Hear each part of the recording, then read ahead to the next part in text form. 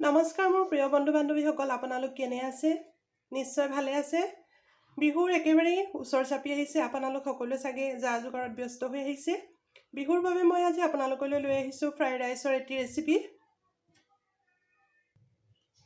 ইয়াক বনাবলৈ একেবাৰে সহজ আৰু খাবলৈও ইয়াক খুব ভাল লাগে। বিহুৰ বতৰত আপোনালোকে নিশ্চয় এবাৰ ইয়াক ট্ৰাই কৰি চাব। মাছ মাংসৰ লগত ইয়াক খাবলৈ খুব ভাল হয়।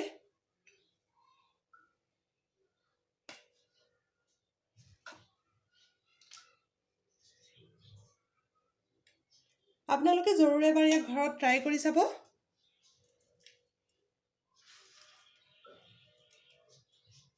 বিহুৰ বতৰত নিশ্চয় খাবলৈ ভাল পাব।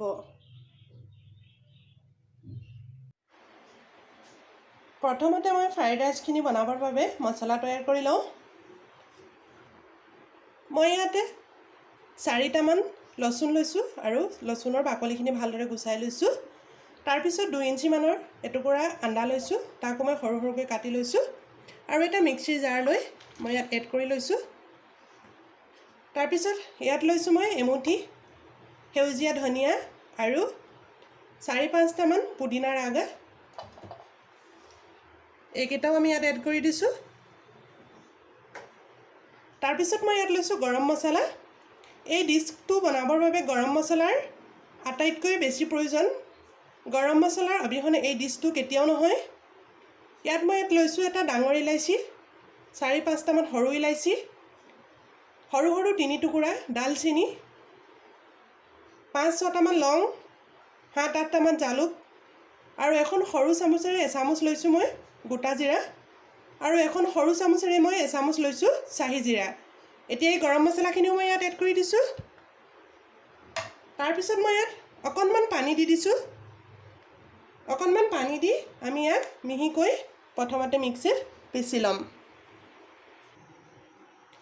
এতিয়া আমাৰ মছলাখিনি পিচি লোৱা হৈ গৈছে। মই এখন কেৰাহী লৈছোঁ আৰু ইয়াক গেছৰ জোৰ ফ্লেমত গৰম কৰি লৈছোঁ। প্ৰথমতে মই ইয়াত এড কৰি দিছোঁ তেল। মই ইয়াক 8-10 চামুচমান তেল দিছোঁ। তাৰপিছত মই ইয়াত এড কৰিছোঁ গোটা জিৰা। গোটা জিৰা অপশ্যনেল, আপোনালোকে দিবও পাৰে নিদিবও পাৰে। তাৰপিছত মই ইয়াত এটা ডাঙৰ ইলাচি লৈছোঁ, 2 টুকুৰা ডালচেনি লৈছোঁ আৰু 3-4টামান লং লৈছোঁ। এইকেইটাও মই ইয়াত এড কৰি দিছোঁ।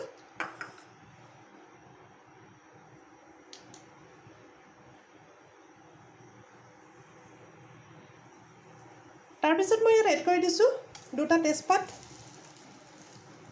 মই এনেকুৱা ধৰণৰ এখিলা পাত লৈছোঁ।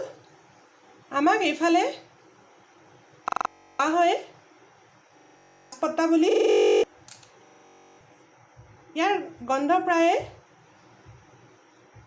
বাসমতি চাউলৰ নিচিনা লাগে। এই দুটাও মই ইয়াত এড কৰি দিছোঁ। তাৰপিছত মই ইয়াত এনেধৰণে 2টা পিঁয়াজ কাটি লৈছোঁ। এইকেইটাও মই ইয়াত এড কৰি দিছোঁ।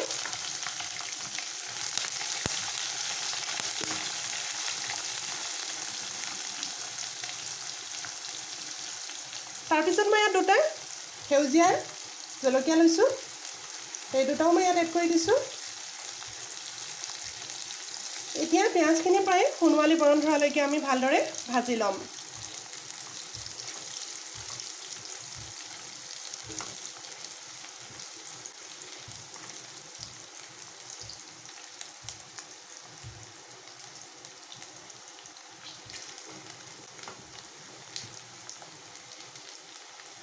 পিঁয়াজখিনি কিন্তু আমি ভালদৰে প্ৰথমতে ভাজি ল'ব লাগিব। পিঁয়াজখিনি যদি ভালদৰে ভজা নাযায় তেতিয়াহ'লে মছলাৰ গন্ধটো ভাল নোলাব আৰু ফ্ৰাইড ৰাইচখিনি ভাল নহ'ব।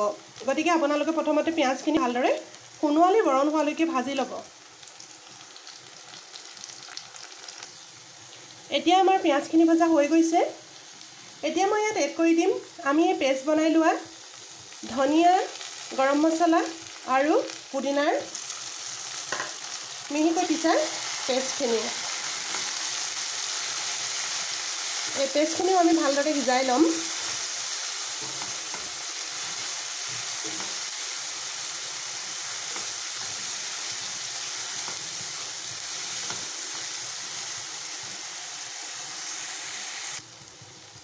এতিয়া চাওক আমাৰ মছলাৰ গ্ৰেভিখিনি তৈয়াৰ হৈ গৈছে। মছলাখিনিৰ পৰা তেল লাহে লাহে ওপৰলৈ উঠি আহিছে। ইয়াত মই আধা কেজি চাউল লৈছোঁ, 500 গ্ৰাম চাউল। এয়া মই চুনা মচুৰি চাউল লৈছোঁ। আপোনালোকে যিকোনো ধৰণৰ চাউল ল'ব পাৰে, জহা চাউল নহ'লে বাসমতি ৰাইচ, নহ'লে ক'লা জহা চাউল অথবা বিহাৰী চাউলো ল'ব পাৰে। এতিয়া মই এই যিটো পাত্ৰত চাউল লৈছোঁ, মই ইয়াত পাত্ৰটো সম্পূৰ্ণ চাউল লৈছোঁ।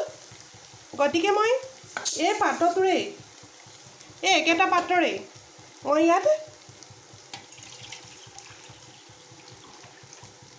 চাওক এনেধৰণে সম্পূৰ্ণ ভৰ্তি হোৱাকৈ দুবাৰ মই পানী এড কৰি দিম। প্ৰথমতে মই ইয়াত এবাৰ এড কৰি দিছোঁ, তাৰপিছত মই ইয়াত দুবাৰ সম্পূৰ্ণ ভৰ্তি হোৱাকৈ পুনৰ এড কৰি দিছোঁ। অৰ্থাৎ আমি যিমানখিনি চাউল লৈছোঁ তাৰ দুভাগ পানী এড কৰিছোঁ। তেতিয়াহ'লে পানী সম্পূৰ্ণৰূপে হিচাপমতে হ'ব। তাৰপিছত মই এতিয়া ইয়াত ওপৰৰ পৰা এড কৰি দিছোঁ সোৱাদ অনুসাৰে নিমখ। এতিয়া আমি এইখিনি ভালদৰে উতলি অহালৈকে অপেক্ষা কৰিম। এয়া চাওক আমাৰ মছলাৰ পানীখিনি ভালদৰে উতলিব ধৰিছে। এতিয়া আমি ইয়াত এড কৰি দিম চাউলখিনি। মই যিটো পাত্ৰৰে দুবাটি পানী দিছিলোঁ সেই একেটা পাত্ৰৰে মই চাউল লৈছোঁ। মই এতিয়া ইয়াত চাউলখিনি এড কৰি দিছোঁ। মই ইয়াক আগতীয়াকৈ 2 ঘণ্টামানৰ আগত ধুই থৈছিলোঁ। তাৰপিছত এনেদৰে ভালদৰে মই ইয়াক সলাই দিছোঁ।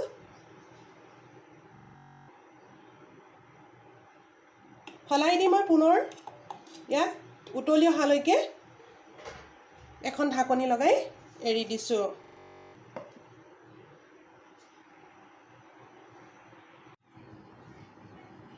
প্ৰায় 10 মিনিটমান সময় গেছৰ জোৰ ফ্লেমত মই ভাতখিনি উতলিব দিছিলোঁ।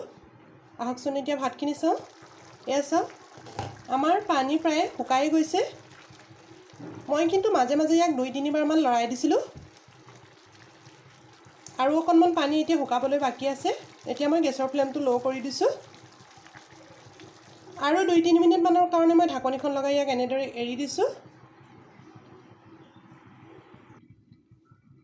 3 মিনিটমান হোৱাৰ পিছত আমি ভাতখিনি পৰীক্ষা কৰি চাওঁ। এয়া চাওক আমাৰ পানীখিনি প্ৰায় শুকাই গৈছে। মই ইয়াত ওপৰৰ পৰা এটোপালো পানী এড কৰা নাই। মই এতিয়া ইয়াত ফুড কালাৰ এড কৰি দিম।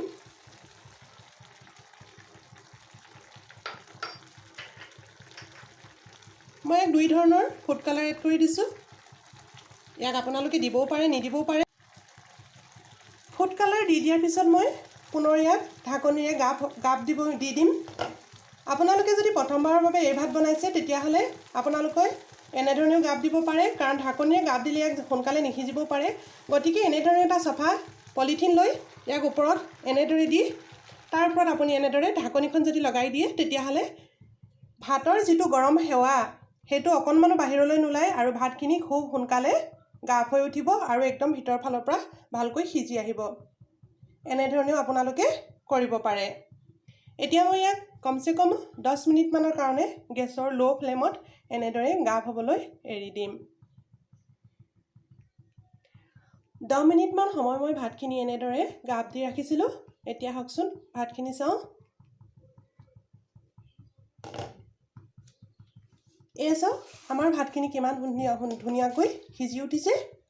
মই ইয়াক ওপৰৰ পৰা অকণমানো পানী এড কৰা নাই। মই যিমানখিনি পানী ব্যৱহাৰ কৰিছিলোঁ একেখিনি পানীতে মই ইয়াক সিজাইছোঁ। আপোনালোকে সিজাওঁতে যদি ভাতখিনিত অকণমান পানী কমো পৰে তেতিয়াহ'লে গৰম পানী এড কৰিব, ঠাণ্ডা পানী ওপৰৰ পৰা ব্যৱহাৰ নকৰিব। এতিয়া মই গেছৰ ফ্লেমটো বন্ধ কৰি দিছোঁ। আপোনালোকক বাৰু মোৰ ৰেচিপিটো কেনেকুৱা লাগিলে কমেণ্ট কৰি জনাবচোন। আৰু এই ভাতখিনি এবাৰ মাংসৰ লগত জুতি লৈ চাব, খাবলৈ খুব ভাল পাব। আজিলৈ ইমানেই। যোৱাৰ আগতে আপোনালোকলৈ এটি অনুৰোধ কৰিছোঁ, মোৰ চেনেলটি ছাবস্ক্ৰাইব, শ্বেয়াৰ আৰু লাইক কৰি দিব। নমস্কাৰ।